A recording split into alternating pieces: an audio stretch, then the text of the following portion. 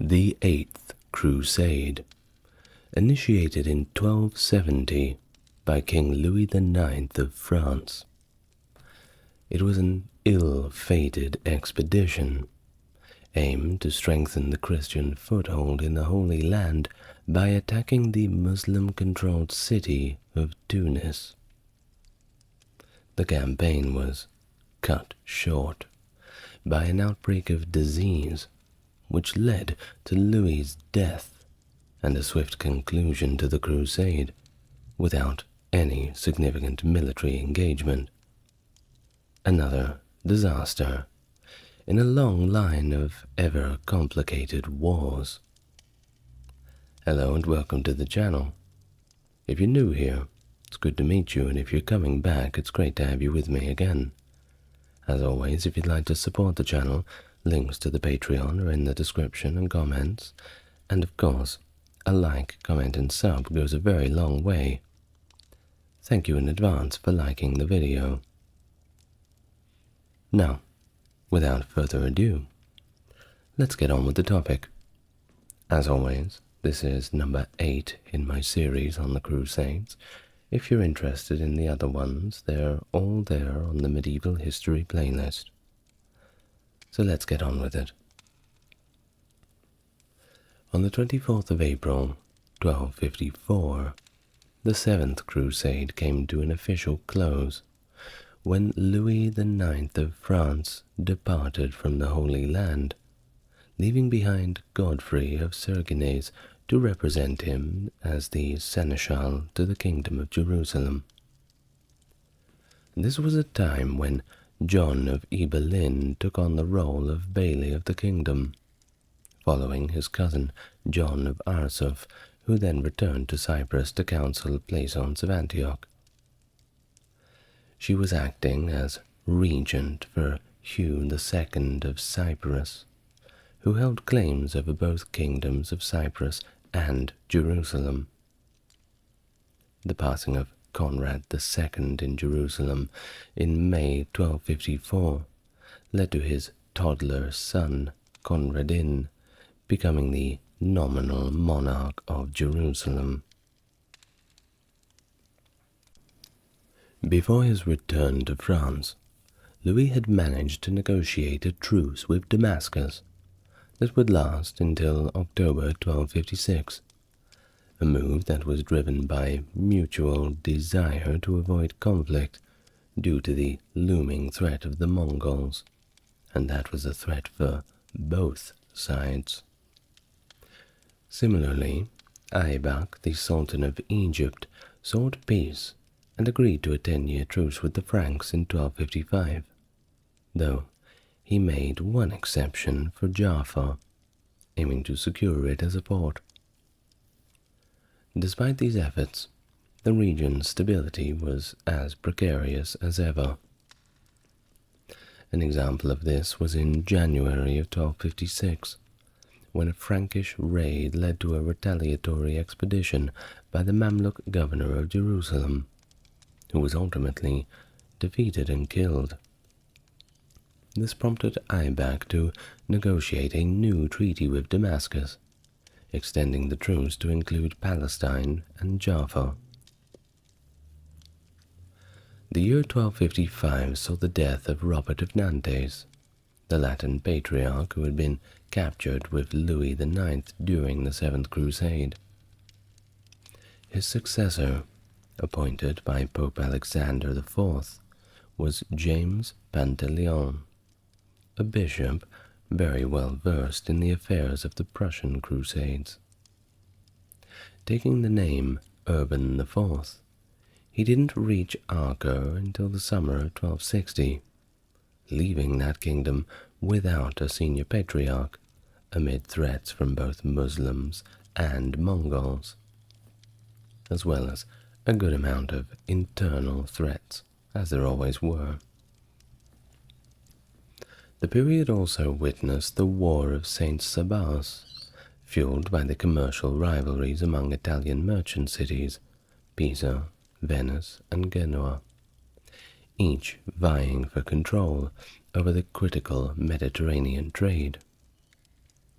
These conflicts, while detrimental to Christian states, did not deter Muslim emirs from engaging in trade with the Italians, often leading to treaties that ensured their continued profit. A notable incident occurred in 1250 when a Genoese merchant was killed by a Venetian, igniting tensions within Acre. The rivalries further escalated after Louis's departure, culminating in 1256 with the Genoese and Pisan merchants attacking the Venetian quarter over the monastery of St. Sabas in Acre. Despite various efforts to quell the violence, including the Venetians' temporary control over the monastery and the Genoese blockade, the conflict persisted. Influenced by external support from notable figures and military orders. Of course, it's trade and commerce, and everybody has their stake in the game. 2 years later, in the February of 1258, the landscape of the Levantine politics took a significant turn when Plaisance of Cyprus, alongside her young son Hugh II, journeyed to Tripoli to rendezvous with her brother Bohemond VI of Antioch. Upon their arrival in Acre, a significant meeting of the Haute Cour of Jerusalem was summoned. Bohemond promised that the assembly acknowledge Hugh II as the rightful successor to Conradin, who had been absent from the kingdom for a notably long while. He suggested that Hugh's claim be recognized, with Plaisance serving as the regent. This move was hoped to quell the ongoing civil strife. The Ibelins, along with the Templars and the Teutonic Knights, supported Hugh and Plaisance's claims. However, the Hospitallers contended that no decision could be made without Conradin's presence, thus dragging the royal family deeper and deeper into the civil conflict. The Venetians sided with Plaisance and her son, whereas Genoa, the Hospitallers, and Philip of Montfort backed Conradin, despite their historical opposition to Frederick II. Well, eventually, a majority ruled in favor of recognizing Plaisance as regent, leading to John of Arsuf stepping down as bailey, only to be promptly reinstated. Following these events, Plaisance and Bohemond returned to Cyprus, leaving directives to combat the rebellion decisively.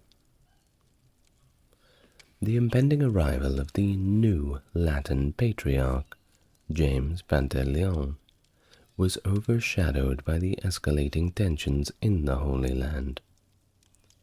Pantaleon, notable for his diplomacy in Prussian crusades, endorsed Plaisance, urging Pope Alexander IV for direct intervention. The Pope's response was to call for a truce among the belligerent Italian republics, ordering their envoys to embark on a diplomatic mission to Syria. This was amid ongoing conflicts, notably the Genoese fleet arriving off Tyre and joining forces for the pivotal assault.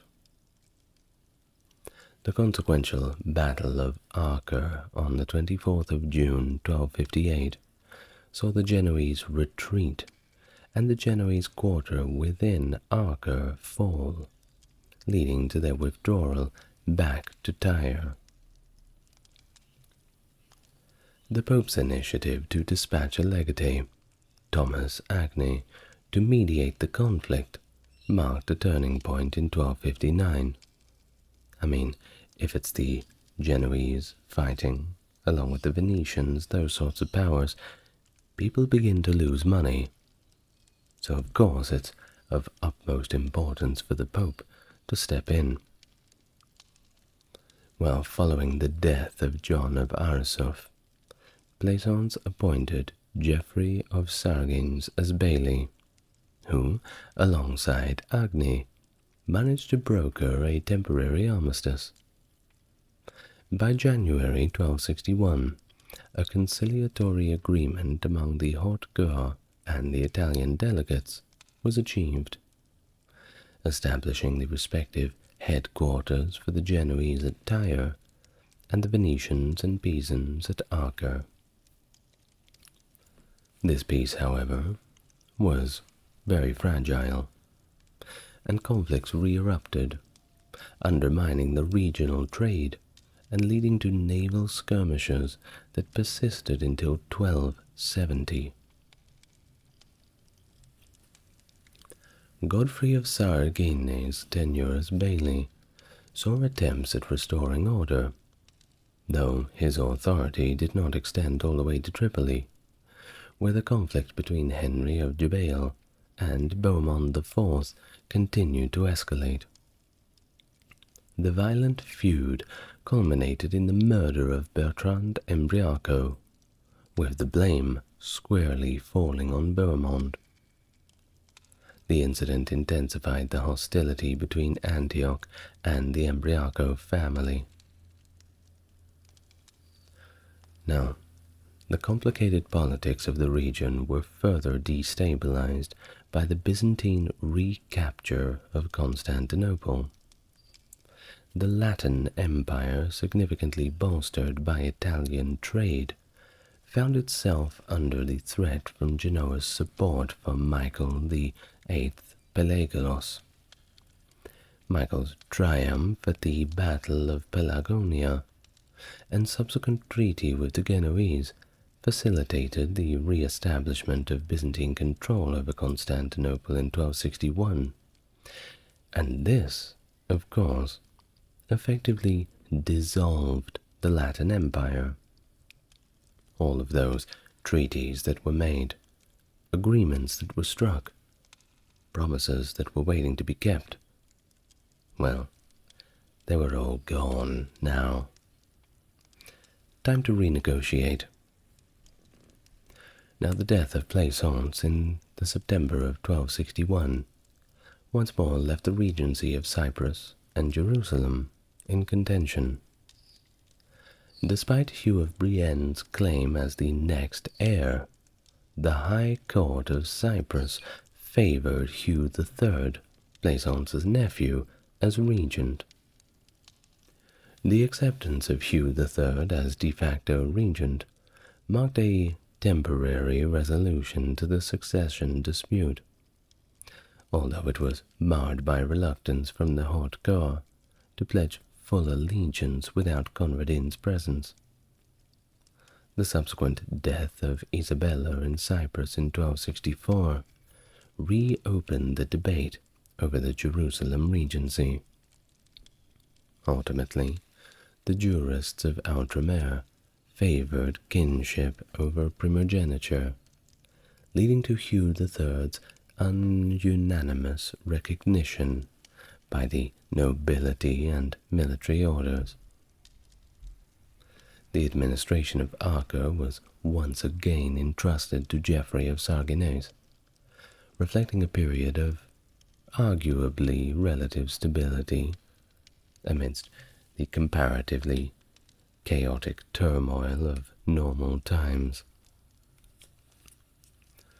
Now, things got a little bit more complicated with the emergence of everybody's new best friends in the mid-13th century. You guessed it, the Mongols, who began their invasions in the 1240s, establishing the Ilkhanate in the southwestern reaches of their expansive empire.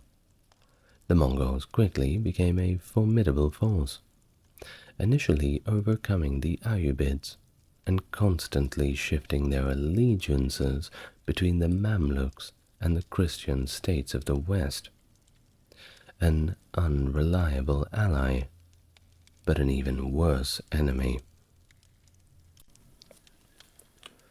Louis IX of France, during his crusade in 1248, found himself in indirect contact with the Mongols through envoys from El-Jigide, suggesting a joint military strategy against the Muslim powers of Egypt and Syria. Louis's outreach to Mongol courts, including missions to the great Khan Guyuk Khan and later his successor Mongke, highlighted the complexities of these international relations. Though these efforts ultimately did not culminate in a direct alliance or military cooperation.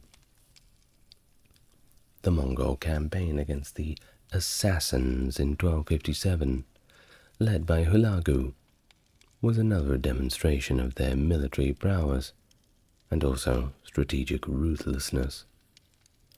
The surrender and subsequent execution of the assassins' leader, Ruk ad-Din, marked the near obliteration of this once universally feared sect. Well, in Syria, the Mongol forces, again under Hulagu's command, proceeded to dismantle the Ayyubid dynasty with the capture of Baghdad in 1258, and then continued their conquests into Syrian territories, including the significant captures of Aleppo and Damascus. These actions drastically altered the politics of the region.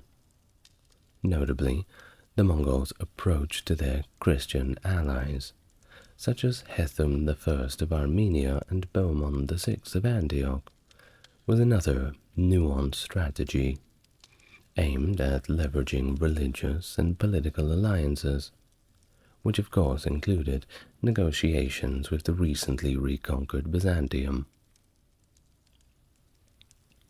The fallout from these conquests affected the relationships between the various Christian and Muslim states, with significant events such as the excommunication and later absolution of Bohemond VI, illustrating a tangled web of ecclesiastical and political maneuverings.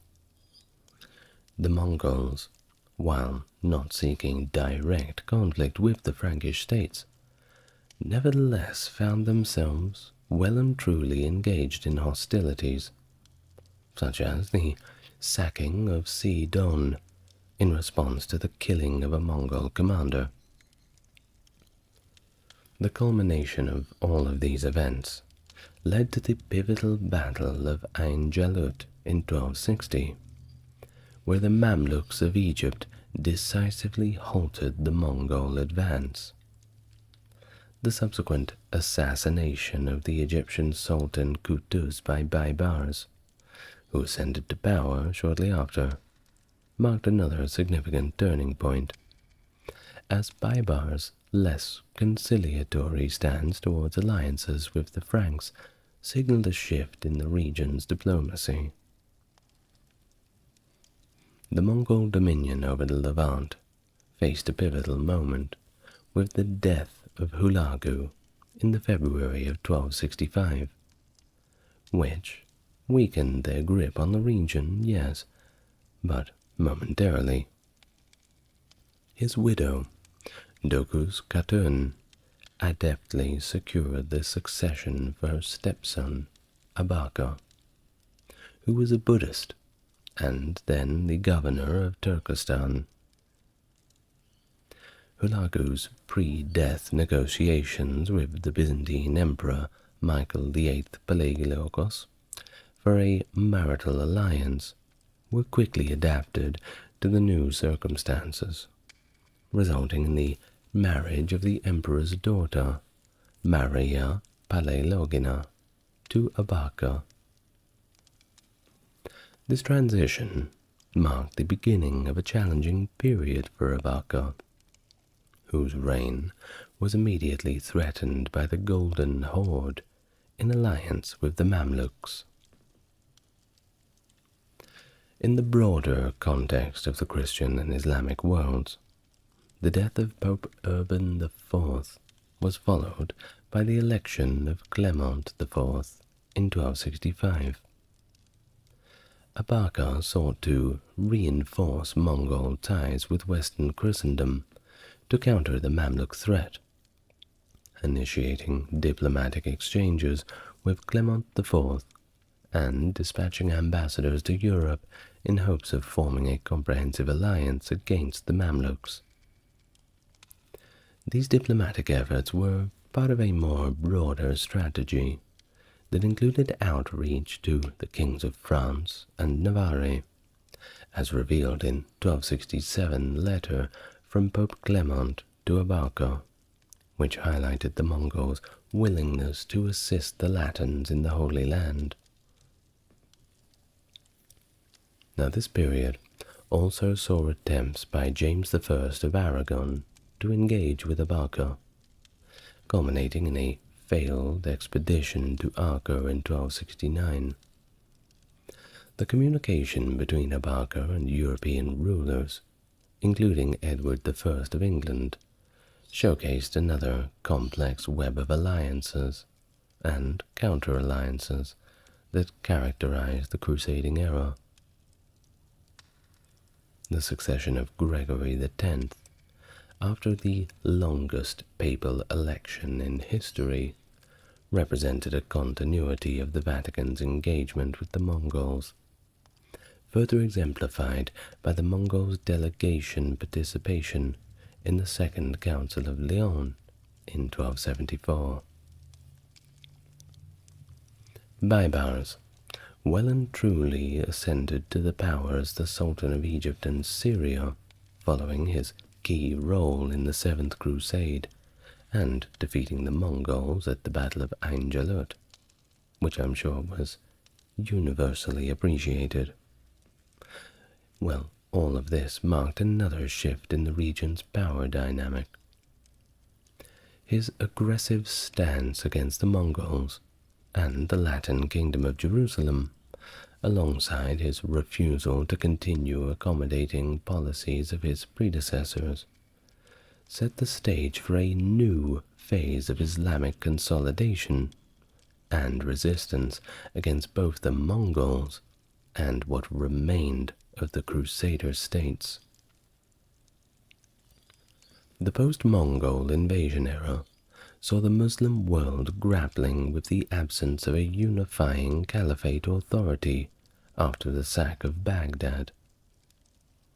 The attempts to re-establish a caliph in Cairo, with al-Mustansir II's brief and ill-fated tenure followed by al-Hakim, signaled the beginning of a new era of Muslim leadership that was centered in Egypt, far, far away from any Mongols who wanted to cause trouble. Baibar's military campaigns against the Crusader states in Syria were relentless and marked by a series of strategic sieges and assaults. In 1263, his initial siege on Acre, though unsuccessful, led him to target other cities. Nazareth fell, with Baibars ordering the destruction of Christian structures and banning of Latin clergy. His conquest continued with the capture of Arsuf, where, despite promising safe passage to the surrendering Hospitallers, he enslaved them and demolished their fortress. Well, that's not very nice, isn't it? The cities of Haifa and Caesarea soon met similar fates under his forces.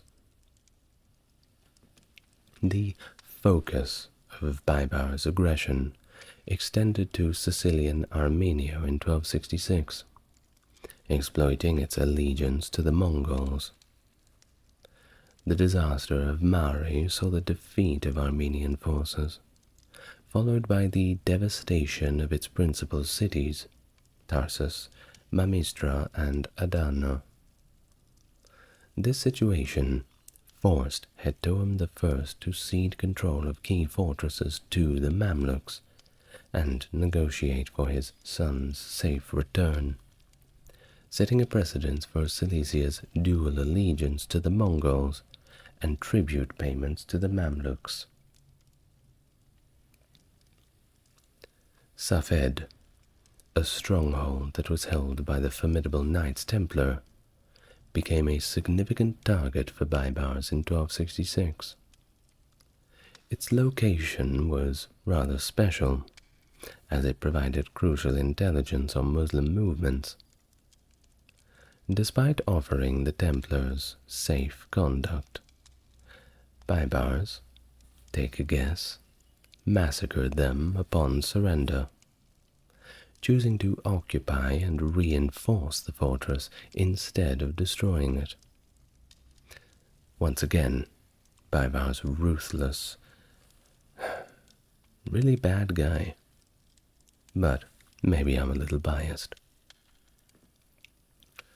Well, the fall of Antioch in 1268 represented one of the most brutal episodes in the crusading era, especially with its population, with Baibar breaking his promise of mercy to the city's defenders and inhabitants. The massacre and enslavement that followed eradicated a substantial portion of the Christian population and marked the end of the Principality of Antioch, highlighting the devastating impact of Baibar's campaigns on the Crusader states. You see why we needed an Eighth Crusade now? Indeed, the background is quite important. Despite his victories, Baibars was cautious of potential threats from the Mongols and the possibility of a new crusade led by Louis IX.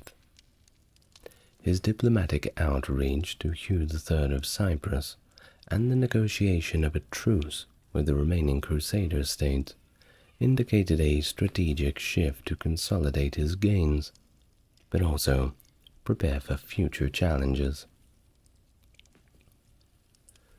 Well, rewinding back a little bit, in the aftermath of Louis's departure from the Holy Land, the Mamluks' military ascendancy escalated, capturing numerous Frankish strongholds and repeatedly assailing Acre. The looming specter of losing the entire kingdom spurred discussions of launching a new crusade. The conclusion of the Second Barons' War with Edward I's victory over Simon de Montfort, coupled with Charles of Anjou's triumph in the Battle of Benevento, liberated more than enough French martial resources. Pope Clement IV, seizing the moment in January of 1266, announced plans for a new expedition to the Holy Land, a venture initially conceived under Urban IV's papacy in 1263, some 3 years prior. This initiative sought to rally support against the Sultan of Babylon, or the Pharaoh of Egypt, and the Saracens, aiming to alleviate the plight of Christians in the region and bolster the Holy Land. By September 1266, the determination of Louis to lead another crusade crystallized, despite the pressing demands within France. By 1267, despite health and weariness, Louis was poised to embark on the new crusade, symbolized by a ceremonial taking of the cross at Sainte-Chapelle on the 25th of March of that same year, 1267. A subsequent ceremony was held at Notre Dame, with Theobald II of Navarre among those committing to the cause. And despite a comparatively lukewarm response compared to his first crusade, then the skepticism of chroniclers like Jean de Joinville, preparations continued to progress along pretty nicely. The 1267 Crusade, emanating from the Upper Rhine, underscored a broader pattern of papally endorsed crusade preaching and mobilization. Clement's directive to German bishops, Dominicans, and Franciscans to preach the cross met with mixed responses, only finding notable success in regions that were adjacent to France. The departure of several hundred crusaders from Basel during Lent in 1267, though modest in its scope, represented the fervent hope and commitment of those willing to journey to the Holy Land in anticipation of larger expeditions, led by monarchs like Louis and Edward I of England. Now, in the early stages of 1267, the Mongol Ilkhanate's leader Abarca initiated diplomatic outreach to James I of Aragon, proposing an alliance against the Mamluk Sultanate, a formidable force in the Levant. James I, responsive to this call, dispatched Jaime Alaric de Perpignan as his envoy, who later returned accompanied by a Mongol delegation. Despite reservations from Pope Clement and Alfonso X of Castile about James's involvement in the Holy Land, partly and due to questions about his moral character, the death of Clement IV in November, and the delayed election of his successor, Gregory X, left James with a much freer hand. Additionally, Alfonso's influence over Aragonese decisions was fairly minimal. Fresh from his conquest of Murcia, James began fundraising for his own crusade. On the 1st of September, 1269, James set sail from Barcelona with a significant fleet, unfortunately to be scattered by a storm. While the king and the majority of his fleet did turn back, a smaller contingent, led by his illegitimate sons Pedro Fernandez and Fernan Sanchez, pressed on to Acre, arriving as Baibars ended a truce and menaced the city with a large force. Now the Aragonese contingent was eager to engage Baibars' forces. However, the Council of the Templars and Hospitallers advised them against action, at least for now. Now, everything in Acre was very precarious on all fronts. Geoffrey of Sargonet's death in April of 1269 left the city's defense in the hands of his successor, Robert of Gresque. A French regiment under Olivier de Termes was deployed on a raid at the time of the Aragonese arrival, only to encounter Baibars' forces upon their return. Despite Olivier's preference for a stealthy withdrawal, Robert of Gresque's insistence on confrontation led them into a carefully laid ambush by Baibars, resulting in significant losses for the Crusaders. Certainly not off to a good start. The Aragonese, meanwhile, advised against a sortie to rescue the beleaguered regiment, prioritizing rather the defense of Acre over a risky engagement with Baibars' troops. This cautious stance, however, meant that the Aragonese expedition concluded without any significant contribution to the Christian defense. Now, the defeat of Manfred of Sicily at Benevento in 1266 by Charles I of Anjou marked another shift in the power dynamics of Italy. Manfred's refusal to retreat from the battlefield led to his death, a moment that could have spelled harsh reprisals for his supporters. However, Charles opted for a more lenient approach, a decision that was met with skepticism by those who doubted the sustainability of such conciliatory measures. Despite Charles' victory and initial attempts at leniency, his administration faced criticism from Pope Clement, who found Charles' methods and demeanor to be overly arrogant and frankly quite obstinate. Now, politics and the complexities thereof were further compounded when Charles was invited to expel the Ghibellines from Florence, a move that aroused the Pope's concern over Charles' territorial ambitions in Tuscany. Clement's unease led him to extract a promise from Charles to relinquish any claims on Tuscany within 3 years. Meanwhile, Charles' ambitions extended beyond mere Italy. He pledged to support Baldwin II of Courtenay in an endeavor to reclaim Constantinople from the Byzantine Emperor Michael VIII, with the agreement that he would receive a portion of the conquered territory.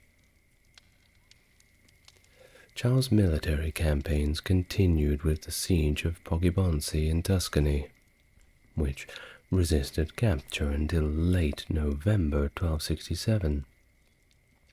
Meanwhile, the political fallout from Manfred's defeat saw his supporters seeking refuge and rallying support in Bavaria for Conradin, Manfred's heir, to claim his rights over Sicily. This led to an invasion attempt by Frederick of Castile, supported by Muhammad I al-Mustansir, the Hafsid Caliph of Iftiqiya, modern-day Tunisia, launching a campaign from North Africa into Sicily. The subsequent Battle of Tagliacozzo in the August of 1268 initially suggested a victory for Conradin, yet the battle ultimately ended in his defeat and capture. The execution of Conradin and Frederick of Baden in October 1268 marked the end of their challenge to Charles' rule. Frederick of Castile, however, managed to escape the aftermath of this defeat, finding refuge in Tunis. This escape set the stage for his involvement against Louis's crusaders in the 1270 Tunis campaign, linking the conflicts of the Mediterranean in a web of alliances and hostilities that spanned from Italy to North Africa. Now, Louis's enduring commitment to a liberation of Jerusalem was ultimately challenged into a new strategic direction, a crusade against Tunis. This shift influenced by his confessor Geoffrey of Beaulieu's assertion of Muhammad al-Mustansir's potential conversion to Christianity, and possibly persuaded by Charles of Angelo's geopolitical interests, marking a significant pivot in Louis's crusading endeavors. The rationale for targeting Tunis blended both spiritual ambition with political calculus, with the aided dimension of Charles' desire to assert control over tribute payments from the region, a legacy of Sicilian monarchs' dominion. Thus, the 1270 Crusade, equipped with Genoese and Marseillese fleets, was a departure from Louis's original plan of directly aiding Outremer via Cyprus. The shift to Tunis as a primary target represented a complex amalgamation of Louis's religious motivations, but also Charles' political objectives. The logistical challenge of financing the crusade underscored another lukewarm support from the expedition received, and it forced Louis to shoulder a significant portion of the financial burden himself the involvement of the Church, through Clement's allocation of a tenth of the Church's income in Navarre to Theobald II, highlighted more ecclesiastical support for Louis's cause. I mean, at least you've got the Church behind you, right? Well, send out the preachers, they did, and the efforts in Navarre, led by the Franciscans and the Dominicans, were another crucial aspect in rallying support for the crusade. On July 2nd, 1270, under the leadership of Florent de Veronese, France's first admiral, appointed in 1269, Louis and his expeditionary force set sail from Aigues Mortes.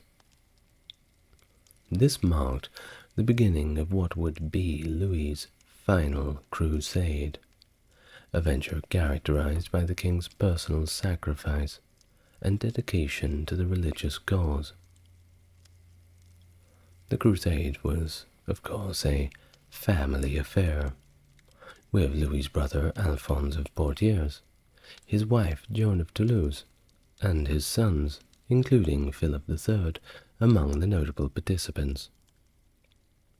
The presence of his nephew Richard II of Artois, and leading nobles like Robert III of Flanders and John I of Brittany further underscored the expedition's significance to the French nobility, many of whom were actually descendants of veterans from previous crusades. Despite the meticulous organization of the fleet, the departure was delayed by at least a month, posing challenges related to the Tunisian heat and potential maritime hazards. The army, though smaller than that of the Seventh Crusade, was significantly large, with Louis's own household contributing 347 knights to an estimated force of around 10,000. The Second Fleet, commanded by Louis's son-in-law Theobald II, set sail from Marseille.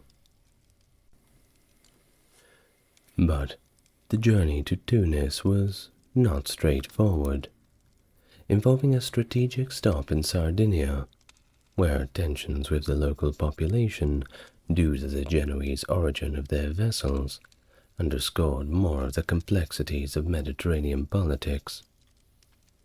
This unification of the French and Navarrene fleets at Cagliari, and the subsequent revelation of Tunis at the Crusade's initial target, surprised the troops, who had actually more so anticipated a direct engagement in Jerusalem.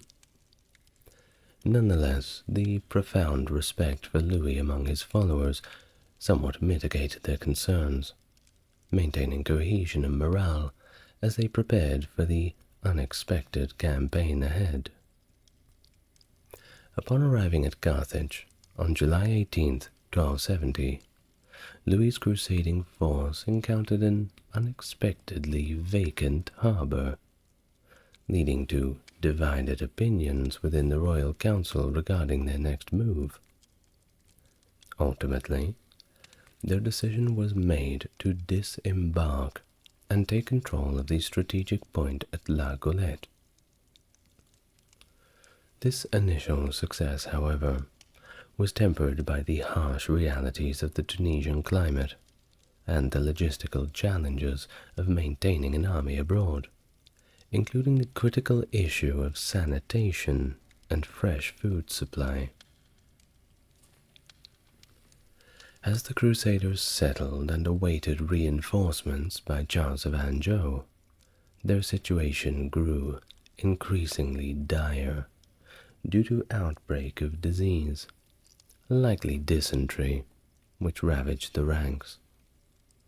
The king himself was not spared, and after receiving his last rites, King Louis succumbed to the illness on August 25th. His death marked a significant turning point in this crusade, pretty much destroying the morale. and casting a pall of uncertainty over the entire expedition. Well, shortly after Louis's death, Charles' fleet arrived.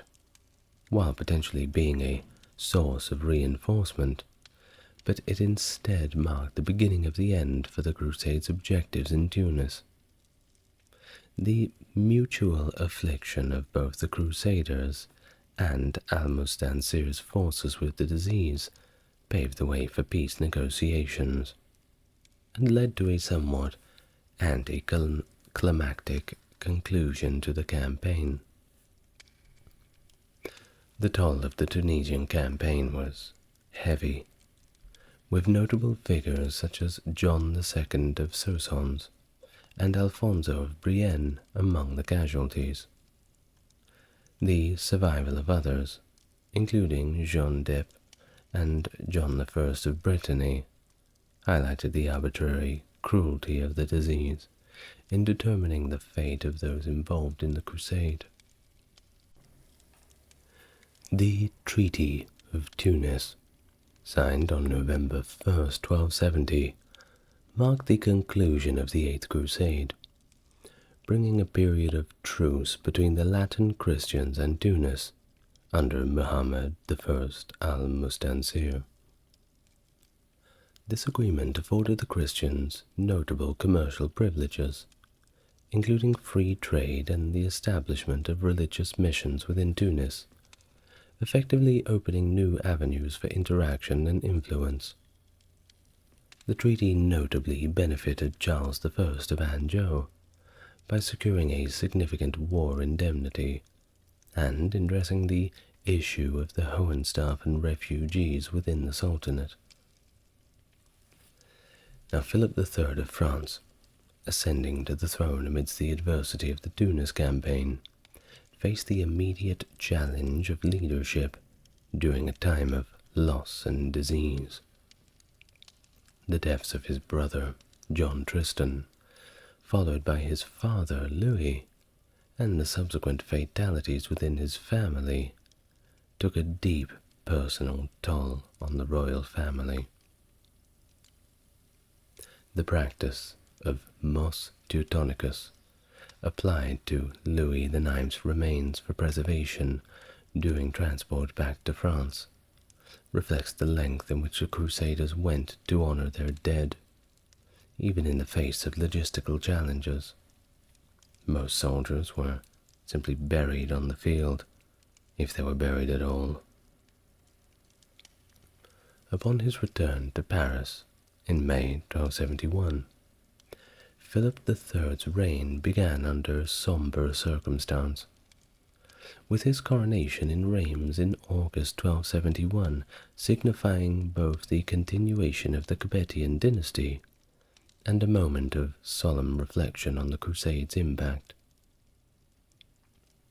Edward's arrival in Tunis with the English fleet on the eve of the Crusaders' departure underscored another challenge of coordination and communication in the timing that plagued the Crusades. Despite this setback, Edward's commitment to the crusading cause led him and the remnants of Louis's force to Sicily, only to face another adversary when a storm devastated their fleet off Trapani.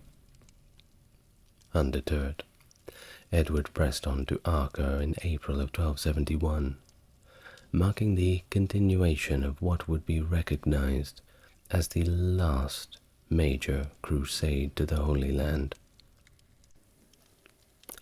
The election of Gregory X as Pope in September of 1271 during his engagement in Acre with Edward's expedition highlighted the deep intertwinement of religious leadership with the crusading effort, or at least what was left of it.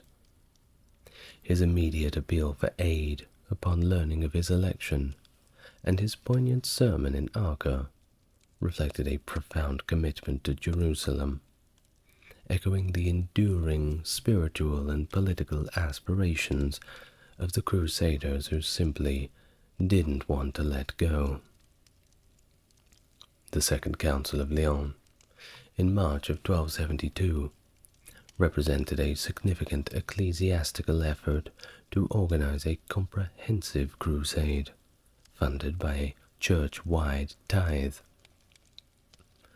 Despite the enthusiasm of figures like James I of Aragon, internal opposition from entities such as the Knights Templar showcased more complexities and divisions. The involvement of the Mongol delegation at the council, which is surprising, and the subsequent plans for a joint crusade with the Mongols to commence in 1278 just shows another broad scope of the alliances. However, Gregory's death in 1276 completely destroyed these plans, which was a shame, because they were considered quite viable for reclaiming the Holy Land. Well, all of the resources amassed for the crusade were redirected, and, well, the idea continued to be even more unpopular. However, Philip's undertaking of the Aragonese Crusade in 1284, and his subsequent death in dysentery again, further underscored the personal risks and political gambits inherent within the crusading movement, and the eventual loss of the Holy Land following the siege of Acre in 1291 under Philip IV of France marked the end of an era, closing a chapter on the Crusades that had been characterized by lofty aspirations, complex international alliances, and that profound cooperation between power, faith, and harsh reality. Well, thank you very much for listening. We certainly have talked about the Crusades a lot this week, haven't we? And there's still a few more little crusades to do, like the People's Crusade, the Children's Crusade, the Albigensian Crusade. We'll get to them. Allow me to thank my Patreon members on the top tier, being Jeffrey, JC, and Stark Factory. If you would like to become a member of the Patreon, you know what to do. Otherwise, I wish you all the best, look after yourselves, and I'll see you in the next video. Good night, everyone.